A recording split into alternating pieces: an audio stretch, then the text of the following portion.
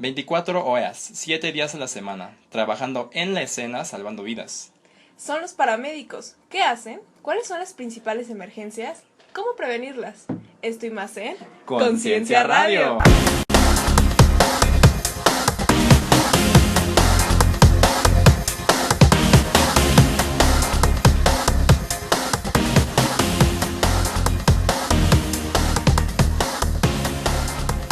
Esta es la segunda emisión de Conciencia Radio. Qué emoción estar grabando de nuevo para todos ustedes y con el objetivo de informar a la población en general, siendo población que esté dedicada al campo de la salud, al campo de la ciencia o no. O a cualquier otro campo. Así es.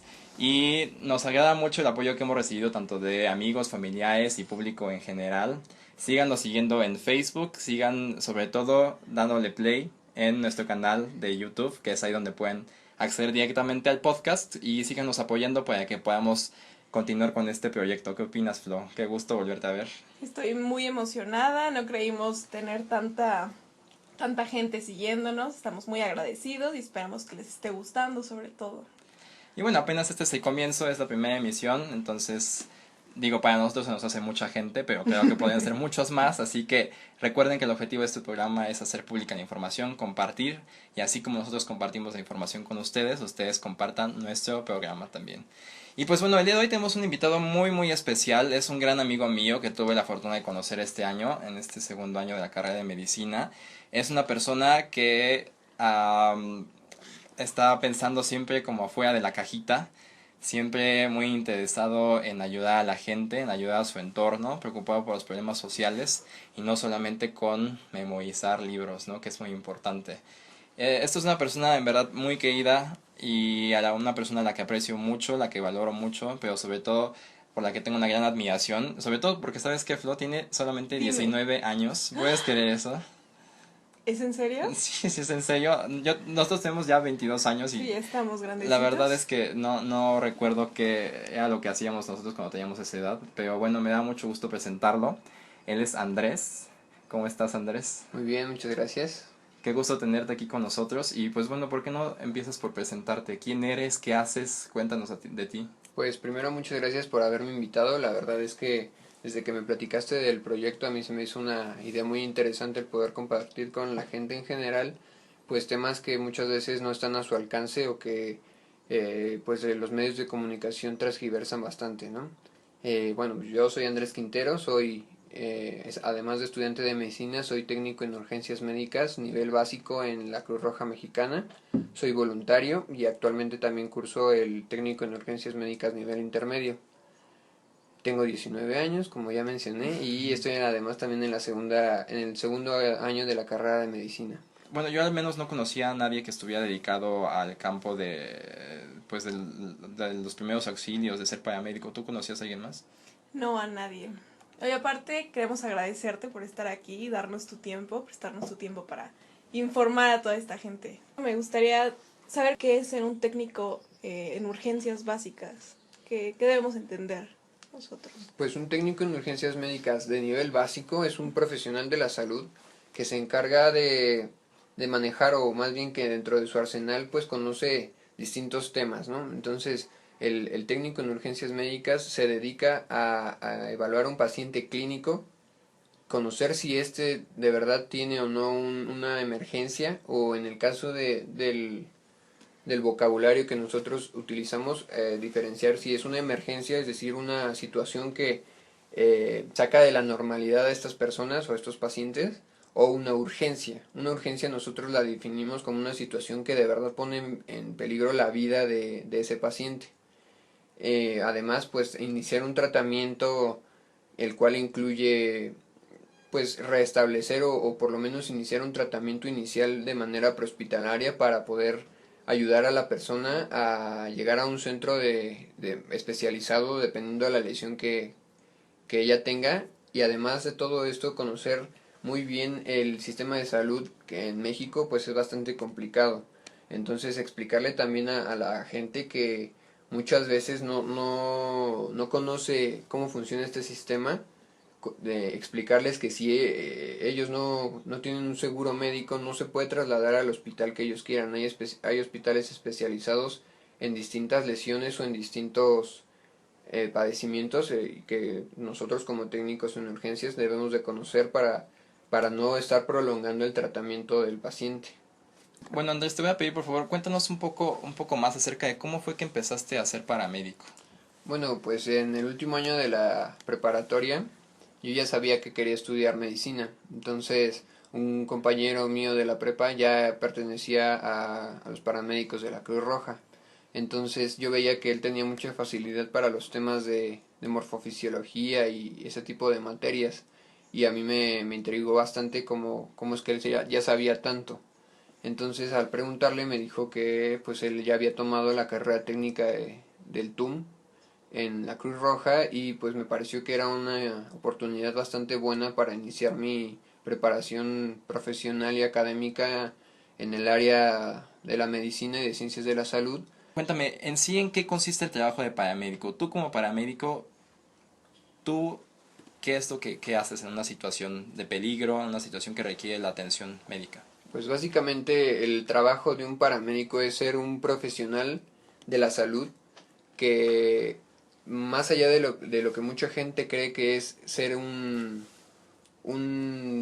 técnico simplemente, es realmente un profesional de la salud que tiene una preparación y cuya función es atender emergencias en el ambiente prehospitalario, en el cual el paramédico tiene que llegar a la escena, primero recibir una llamada de auxilio de la población, llegar a la escena y evaluar un paciente, decidir si éste requiere o no un tratamiento de urgencia a un centro hospitalario y además iniciar un tratamiento de manera oportuna y precoz para evitar un mayor riesgo o mayores consecuencias a dichos pacientes.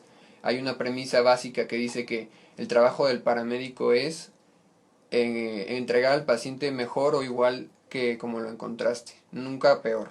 Claro, y eso es muy importante, ¿no, Flo? Porque el tiempo es definitivamente algo esencial en una situación de peligro, ¿no? Entonces creo que el trabajo de los paramédicos pues es el primer acercamiento que tiene un paciente de que se encuentra en riesgo con el tratamiento médico, ¿no es así? Entonces, bueno, definitivamente el tiempo es un factor muy importante. Pero, Flo, así como en la medicina existen especialidades, alguna vez me comentaste también si dentro del campo de los paramédicos existen especialidades. O sea, tenemos paramédicos que se especializan en ciertas cosas, todos deben de saber de todo. Cuéntanos. Pues en sí, por lo menos en la Cruz Roja, que es donde yo me formé, sí existe una formación básica, es decir, todos tenemos que ser técnicos en urgencias básicos. Pero una vez que uno alcanza este grado puede especializarse en otras áreas del rescate o de la atención a los pacientes, que pueden ser la extracción vehicular, es decir, técnicos especializados en el manejo de herramientas hidráulicas para liberar pacientes prensados y estabilizar vehículos en alguna escena de algún accidente automovilístico. Está también la especialización en rescate urbano, que son todas estas técnicos especializados en rescate en interiores y en derrames de líquidos peligrosos y otro tipo de rescates en ambientes urbanos. También existen los técnicos en rescate de alta montaña y rescate acuático, que bueno, pues como su nombre lo indica, son especialistas en el rescate de pacientes en entornos pues un poco más específicos. Si nos vamos a pensar, pues una emergencia de ese tipo puede surgir en cualquier tipo de ambiente, ¿no? Lugar. Claro, o sea, dependiendo de la zona en la que vivamos también. Pero, bueno, Andrés, yo quisiera hacerte una pregunta. Es una pregunta que tiene que ver también con la experiencia que tienes. Dentro del tiempo que has estado fungiendo como paramédico, ¿cuál fue la experiencia que más te ha marcado? Pues bueno, es una pregunta complicada porque dentro del trabajo que tiene uno como técnico en urgencias médicas, pues ves muchas cosas en cada guardia, ¿no? Dependiendo también mucho en qué zona cubras y las emergencias que te lleguen a tocar en ese turno. Pero yo creo que dentro del tiempo que llevo en la institución, la experiencia que más me ha marcado en toda mi vida, pues ha sido, digo, como ya mencioné, tengo 19 años, entonces pues el llegar tú a una escena y ser la persona más joven que está en la escena, tanto de pacientes como de tu equipo de trabajo, pues es bastante complicado también. Y en el caso pues de ya ser un técnico en urgencias médicas graduado, pues aunque tengas 19 años, eres el responsable de la atención de una persona. Entonces, al tú llegar a una escena y encontrar a un paciente el cual pues, ya desafortunadamente perdió la vida, es una de las cosas que más te marca como paramédico.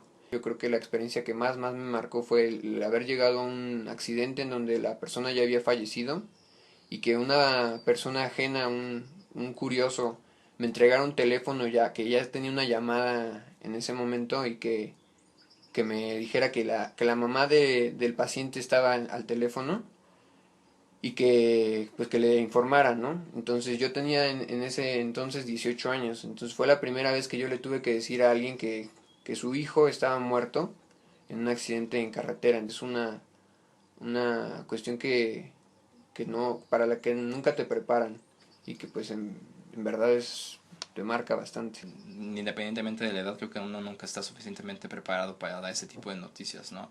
Pero, Flo, tú que estás metida tú en este campo de la psicología, ¿tú crees que este tipo de experiencias te hagan madurar? Bueno, creo que toda clase de experiencias te hacen madurar y te van marcando, pero pues en este caso es una experiencia hasta, digamos, un poco traumática, ¿no crees?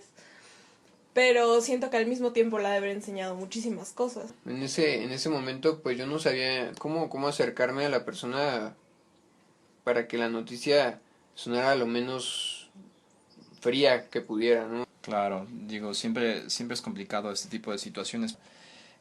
¿Qué tipo de emergencias son las más comunes con las que te encuentras más a menudo?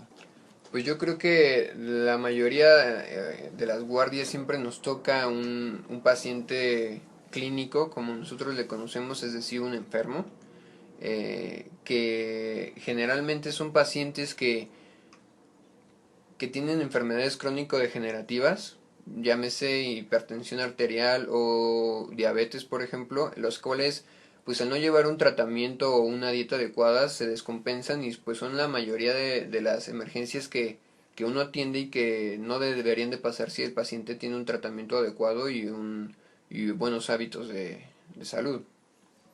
Claro, entonces creo que aquí lo importante sería la manera en que la población en general puede actuar es, si están siguiendo el ejemplo que nos dio Andrés, es seguir el tratamiento médico, ¿no es así?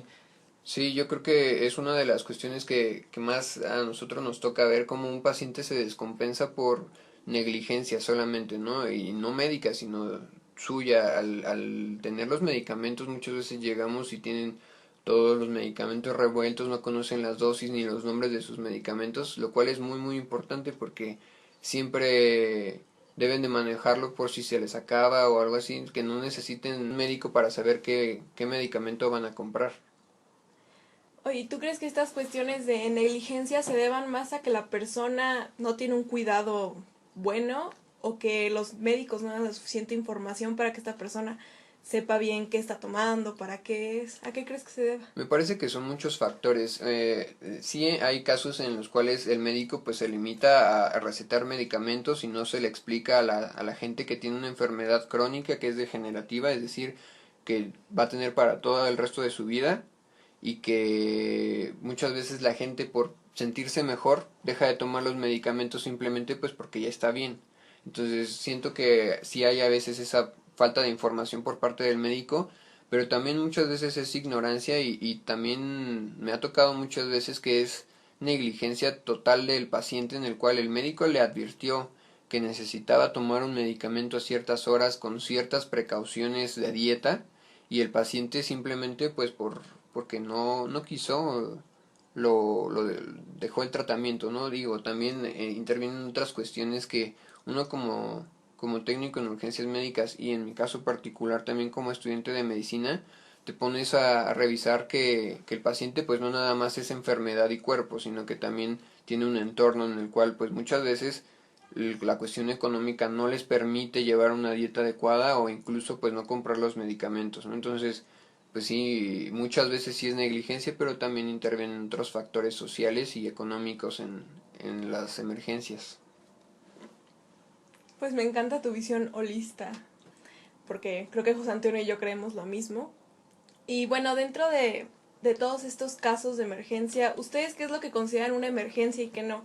Porque supongo que habrá veces que llegas y realmente pues no era una emergencia, sino simplemente puede ser como la reacción que tienen los familiares, ansiedad.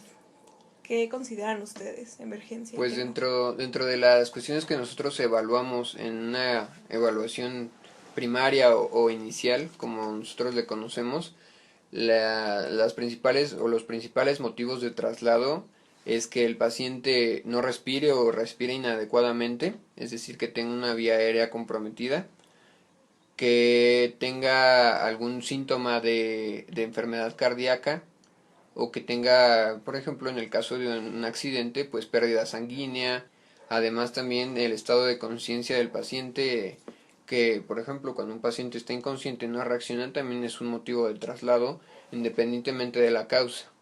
Entonces es muy importante también conocer eso para nosotros como TUMS, porque muchas veces pues es un nivel técnico, al final del día no vamos a diagnosticar el la enfermedad que tenga el paciente, pero si alguna de estas cuestiones está en desequilibrio, pues es muy importante que no por ignorancia nosotros como técnicos de no saber exactamente cuál es la patología del paciente, pues no dejarlo en la escena, ¿no? Entonces, muchas veces también hay otra frase que se nos inculca mucho, que es mejor errar a favor del paciente. Entonces, si no sabes, mejor llévate al paciente y que el doctor te regañe, por así decirlo, a que sí haya tenido algo y tú lo dejas por no saber. Claro, eso es bien importante. Y retomando un poco lo que había mencionado Florencia acerca de la parte holística, no solamente de la salud, sino también de la medicina. Flo, coméntanos un poco más acerca del término primer auxilio psicológico y Andrés, a ver si podrías complementar un poco más. Dentro de la psicología existen muchas áreas donde uno se puede ir especializando y una de estas áreas es justamente los primeros auxilios psicológicos, que bueno, puede ir de todas las variantes, ¿no? Desde, digamos, desastres naturales, personas con un intento suicida, personas que han presenciado eventos traumáticos, ¿no? Entonces, estos psicólogos o estas personas entrenadas, pues buscan la contención del paciente, ¿no? Tratar de que, sin ser intrusivo, por supuesto, pero tratar de que la persona, pues en palabras vagas, se tranquilice, que aprenda como a vivir con esto, porque no solamente es como algo de primera urgencia, sino se busca que lleve un seguimiento.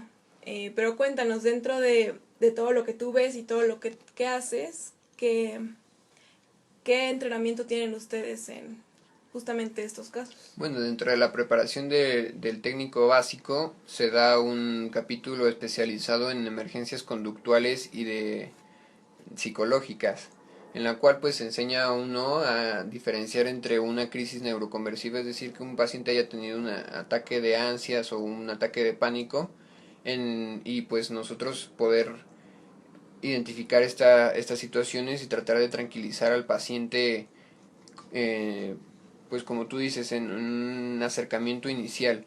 Sin embargo, pues nosotros no somos psicólogos y en realidad nunca se nos da un entrenamiento como tal para acercarnos a estos pacientes, simplemente se nos enseña a actuar de una manera pues que se podría llamar de sentido común, en la cual pues no vas a minimizar los problemas que tenga un paciente y tratar de ser lo más empático que puedas para que tú conoces que la persona no corre ningún riesgo, pero ella no. Entonces tratar de informar tanto a los familiares como a esta persona lo que le está pasando físicamente y que ella sola empiece a tratar de calmarse, ¿no? Hay muchas ocasiones en las cuales pues la gente es un poco hipocondríaca. Entonces, pues empiezan a tener reacciones físicas a cuestiones emocionales. Claro, esto es muy importante porque definitivamente las emociones nos ciegan. Entonces, en especial en casos de emergencia, cuando nos invade la emoción, creo que es muy difícil actuar de una manera correcta, una manera asertiva, racional, exactamente. Entonces, creo que, pues si bien tal vez no sea como la especialidad de los paramédicos, sí definitivamente tienen que tener el tacto, ¿no? Como bien mencionó Andrés, la manera en la que te acercas, porque hay que recordar que, pues bueno, el paciente está en un estado de nerviosismo, en un estado de ansiedad y, pues bueno, definitivamente cuando estás invadido de emociones es muy probable que también inconscientemente puedas afectar a los que están alrededor tuyo, ¿no? Entonces, bueno, quiero que me hables un poco más, Andrés, acerca de algo que toda la gente que nos está escuchando pueda hacer.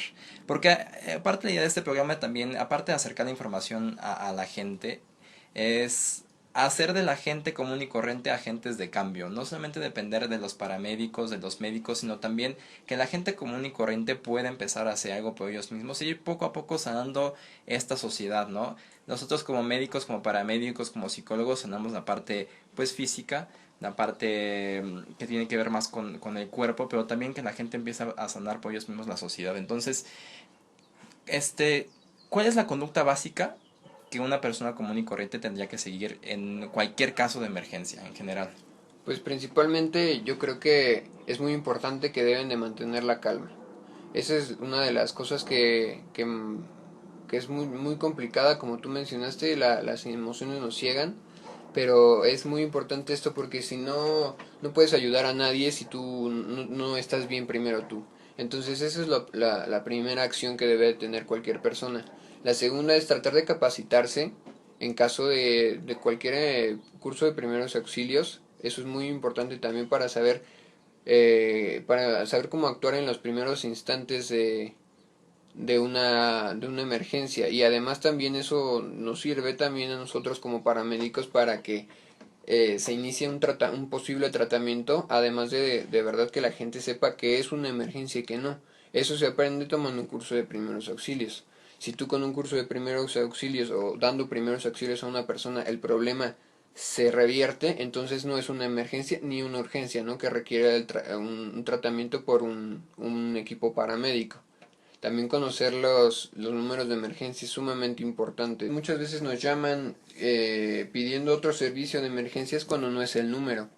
Entonces, bueno, pues para que la gente lo conozca, en el Distrito Federal los teléfonos de emergencia son el 065, que es propiamente el número de la Cruz Roja, en donde solamente se brinda atención prehospitalaria, el 066, que es el de la Secretaría de Seguridad Pública, en donde pues puede llamar a cualquier persona para alguna emergencia policíaca, robos, etcétera, ¿no? Y que también el 066 funge como canalizador de llamadas hacia los diferentes servicios de emergencia, y el 068, que es el de bomberos del Distrito Federal. Ok, entonces tomen nota de estos números, vamos a repetir más adelante. Y bueno, Andrés, fíjate, te voy a contar un caso. Bueno, Flo, también no sé si ya te había contado esto. Hace unas pocas semanas un pariente muy cercano a mí tuvo un accidente de tránsito y a pesar de que, bueno, a mi familiar afortunadamente no le sucedió nada, estando yo ahí un poco en la escena, me percaté de la llegada también de los paramédicos de la Cruz Roja. Y bueno, la verdad me sorprendió mucho porque era el primer acercamiento que tenía, así pues cara a cara con paramédicos. Y bueno, esto me hace pensar en otra cosa. Ellos hicieron un comentario que me pareció preocupante y mencionaron que antes de que llegaran ellos había llegado otra ambulancia. Y me parece una ambulancia que no está, no sé si certificada, no está avalada, no sé qué fue lo que pasó ahí y están de alguna manera regañando a los policías por haber dejado que ellos se acercaran primero con los pacientes. Entonces, esto me recuerda un poco acerca de las llamadas ambulancias patito, los paramédicos no certificados. Cuéntanos un poco más de esto. ¿Qué, ¿Cuál es la diferencia de un paramédico certificado a uno no certificado? ¿Una ambulancia certificada a una no certificada? ¿Cómo funciona esto? Bueno, hay que entender que dentro de la legislación a nivel nacional de la Secretaría de Salud todavía no existe o no está bien tipificado bien cuáles son las competencias de un técnico en urgencias médicas profesional, como por así decirlo, es decir, con una constancia, un certificado que realmente avale ante la Secretaría de Educación Pública que uno tiene los conocimientos mínimos para atender servicios de emergencia.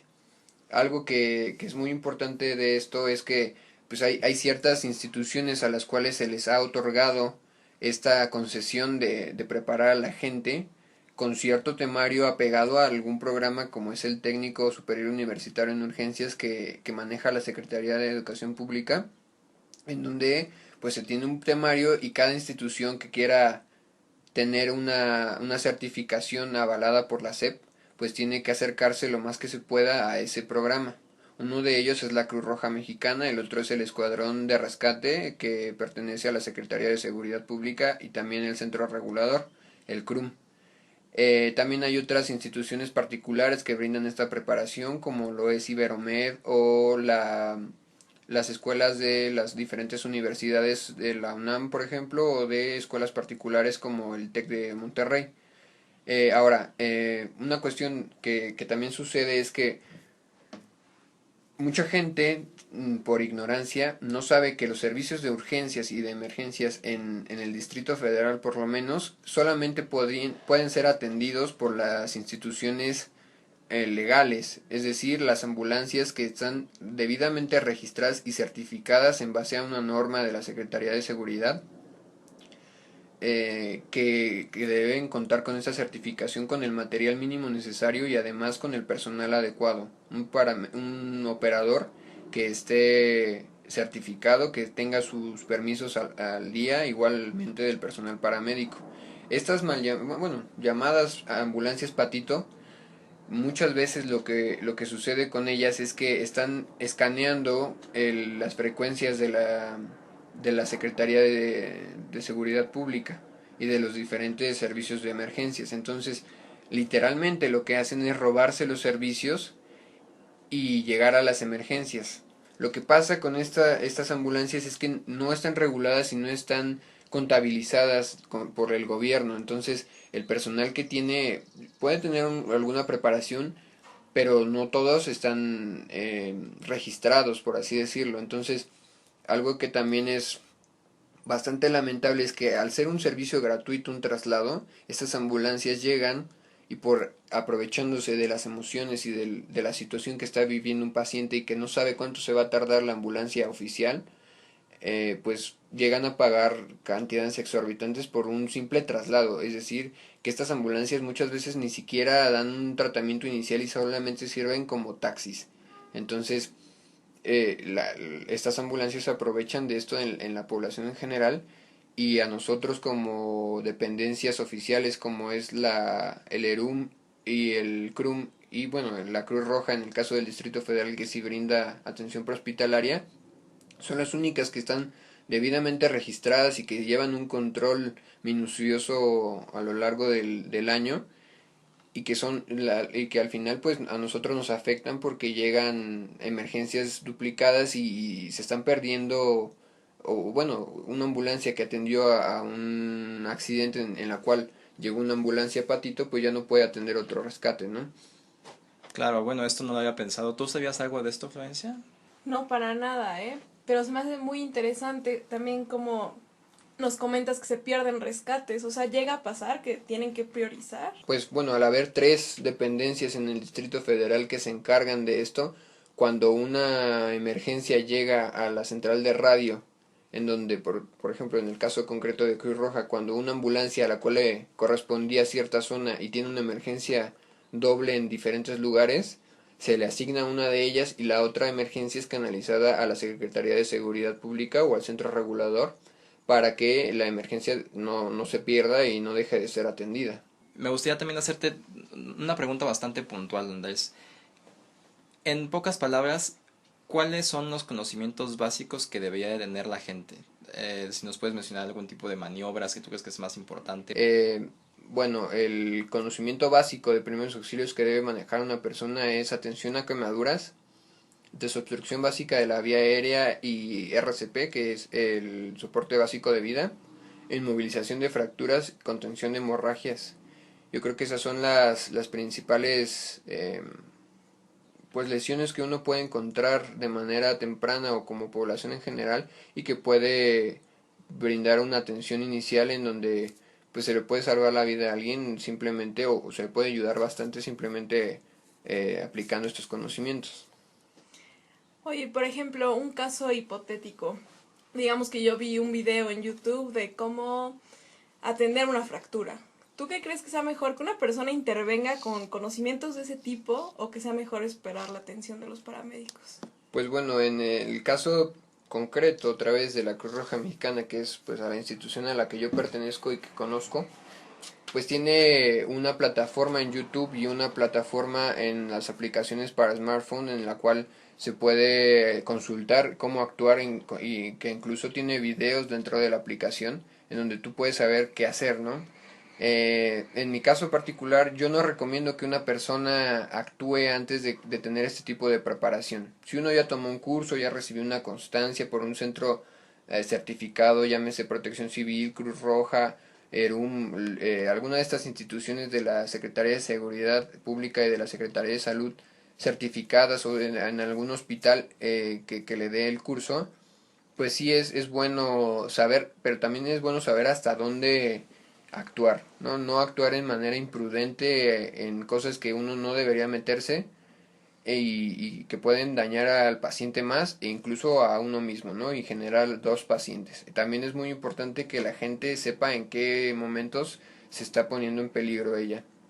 Entonces, es muy importante esto porque si no se van a generar dos pacientes y se duplica la emergencia, ¿no? Entonces, eh, pues en el caso de lo que mencionas de videos en YouTube, a menos que sea en una plataforma oficial de algún centro especializado en educación médica o educación en primeros auxilios, pues eso sería lo más adecuado y sobre todo no quedarse solamente con una fuente, ¿no? No solamente quedarse con el primer video que uno vea porque hay información que está muy desactualizada o que hay protocolos que antes eran correctos pero que ya han cambiado, ¿no?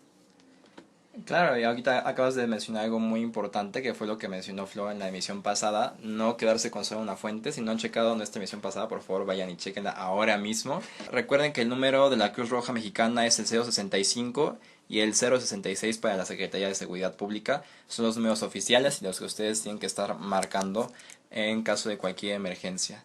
Entonces, algo que acabas de mencionar, Andrés, es muy importante también, y recuerdo que algún profesor nos lo mencionó alguna vez. Primero tú y después tú. Antes de brindar cualquier tipo de atención de primeros auxilios, primero tú, después tú. Esto quiere decir que no te expongas, exacto, como dijo Andrés. No queramos, muchachos, cuando queramos salvar una vida, por imprudencia en nosotros, crear más dificultades para nuestros amigos los paramédicos, crearles otro paciente que creo que ya tienen bastante trabajo con uno solo. Y pues bueno, pues enhorabuena, Flo. Algo que tengas que decir para cerrar el programa. Creo que es importante recordar que no todos estamos exentos de estas situaciones, dejar de pensar el a mí nunca me va a pasar, no necesito saber eso, y pues meternos más, informarnos más, y bueno, creo que esta información es buena para saber qué hacen nuestros amigos paramédicos. Entonces, Andrés, recapitulando un poco lo que mencionamos en esta emisión para cerrar, es mejor que la gente espere las ambulancias oficiales, que no por desesperación recorran una ambulancia patito, ¿es cierto o falso? Sí, eso es cierto. También muchas veces lo que pasa es que siempre va a llegar antes una patrulla con oficiales de la Secretaría de Seguridad Pública, entonces que si la ambulancia particular llega, insistir con el oficial a que pida la ambulancia oficial, llámese ERUM, llámese CRUM o Cruz Roja, en eso es indistinto, ¿no? Pero es muy importante esto porque si no siempre van a existir estas ambulancias que se aprovechan de la emergencia de las personas. Además también que es algo muy importante que olvidé mencionar anteriormente, que estas ambulancias, a pesar de ser particulares, legalmente están obligadas a brindar el servicio si llegan primero. Entonces, si las ambulancias no quieren atender al paciente porque ustedes como población en general no quiere pagar el servicio o la cantidad que la ambulancia les va a cobrar, están obligadas a no abandonar la escena hasta que entregan el paciente a otro servicio de urgencias. Si la ambulancia se retira de la escena, está incurriendo en una falta muy grave que es abandono de paciente, la cual está penada por la ley y ustedes como personal o como persona que está en la urgencia en ese momento debe de tener muy en cuenta esto y presionar a las autoridades para que no dejen a estas ambulancias dejar las escenas, porque pues si no nunca se va a desaparecer esta mala práctica. Claro. Desde tu punto de vista, ¿invitarías a la gente a que se inscriba en cursos de primeros auxilios, a que lea libros de primeros auxilios? Sí, yo creo que más que leer el libro de primeros auxilios, esta cuestión de la medicina prehospitalaria no se puede dejar en una cuestión teórica. Es muy importante tomar un curso para que te enseñen bien la técnica de un vendaje, bien la técnica de un entablillamiento, con qué puedes hacerlo, qué hacer en caso de quemaduras. Todo ese tipo de cosas es muy muy importante que se maneje en un curso teórico práctico, no solamente en libros, ¿no? Claro, pues ahora sí que ya no hay excusa, tenemos que buscar, me incluyo a mí. ¿Y a mí? Exacto. Sí, creo que todos tenemos la obligación ahora de involucrarnos más en este campo de los primeros auxilios, apoyar a la gente que está en esto, sobre todo no creando más dificultades, ¿no? No complicando más las cosas. Y agradecerle a Andrés porque a pesar de su corta edad, ¿no? Está tan informado y está siendo parte de un cambio en esta sociedad. Y pues no me queda más que darte de nuevo las gracias, recalcar mi admiración y la gran amistad que siento por ti. Y pues chicos, no olviden encontrarnos en todas nuestras redes sociales. En Twitter, @ciencia_radio. En Blogspot, tu radio con ciencia.blogspot.mx. Y sobre todo en Facebook y en YouTube, nuestro podcast. Muchas gracias y nos vemos en la próxima emisión. Andrés, la despedida. Muchas gracias por la invitación y pues bueno, la invitación a todos a que busquen los cursos de primeros auxilios en cualquiera de las dependencias oficiales o centros especializados y también a que si se animan a tomar el curso de técnico en urgencias médicas, créanme que es una de las experiencias más gratificantes que he tenido en mi vida y bueno, está abierta la convocatoria hasta el 25 de junio. Gracias por la inspiración, Andrés, que representas con el trabajo que haces. Y pues gracias por sintonizarnos de nuevo.